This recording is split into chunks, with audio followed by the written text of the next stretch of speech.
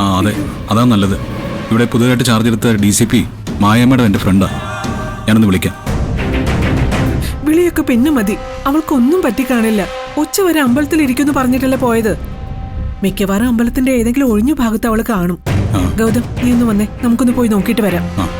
എനിക്കൊന്ന് പോയിട്ട് വാ ഗൗതം, വെറുതെ സമയം കളയണ്ട. പോലീസിനൊന്നും വിളിക്കണ്ട ചേട്ടാ, അമ്പലത്തിൽ പോയിന്ന് നോക്ക്. വാ.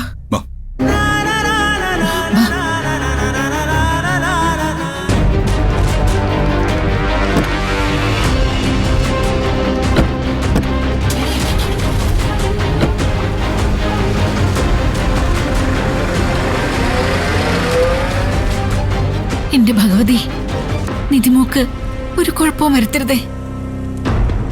അവൾ അമ്പലത്തിൽ തന്നെ കാണണേ.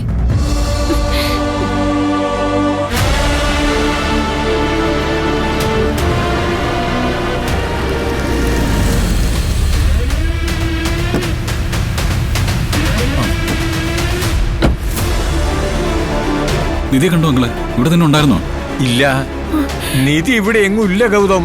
ജോത്സരെ കാണാത്തതായിരിക്കും. അവൾ എവിടെയെങ്കിലും ഇരുന്ന് പ്രാർത്ഥിക്കുന്നുണ്ടാവും.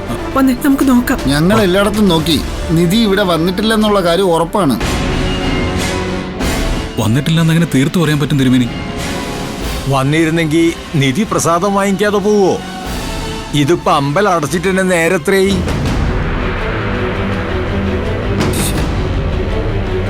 നിധി തന്നെയാണ് ഇന്നലെ വിളിച്ച് ഗൗതമിന്റെയും നിധിയുടെയും പേരിൽ പൂജയ്ക്ക് എഴുതിച്ചത്. പക്ഷെ ആളിവിടെ എത്തിയിട്ടില്ല. തിരുമേനി പ്രസാദം കൊണ്ടുവരുമ്പോഴല്ലേ ഞാൻ വിവരം അറിയണത്. ഇവിടെ CCTV ഇല്ലേ? ആ CCTV ഉണ്ട്. എനിക്കതൊന്ന് ചെക്ക് ചെയ്യാൻ പറ്റുമോ? അതിനെന്താ, വരൂ. വാങ്ങളെ. ഏട്ടത്തി പിന്നെ എവിടെ പോയി?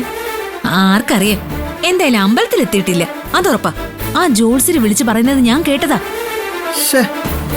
ഏട്ടനോട് പറയാതെ ഏട്ടത്തി അങ്ങനെ ഒരിടത്തും പോകത്തില്ലെന്നേ. ഇതില് വേറെന്തോ പ്രശ്നമുണ്ടെന്നാ എനിക്ക് തോന്നുന്നേ. പ്രശ്നം ഉണ്ടാകണമല്ലോ. കാരണം നിധി കുത്തി നോവിച്ചിരിക്കുന്നതേ ചെറിയ ആൾക്കാരൊന്നും അല്ലല്ലോ. ചില്ലറ ദ്രോഹമാണോ CKC അങ്കിളിനോടും ജ്യോതിയേനോടൊക്കെ അവൾ ചെയ്തത്? അവര് പിന്നെ അടങ്ങിയിരിക്കുമെന്നാണോ? പിന്നെ വസുന്ധരാന്റിക്കാണെങ്കിൽ നിധിയെ കണ്ണിന് നേരെ കണ്ടൂടാ. ആന്റി ഒട്ടും മോശമൊന്നും അല്ല പകയുടെ കാര്യത്തില്, അറിയാലോ.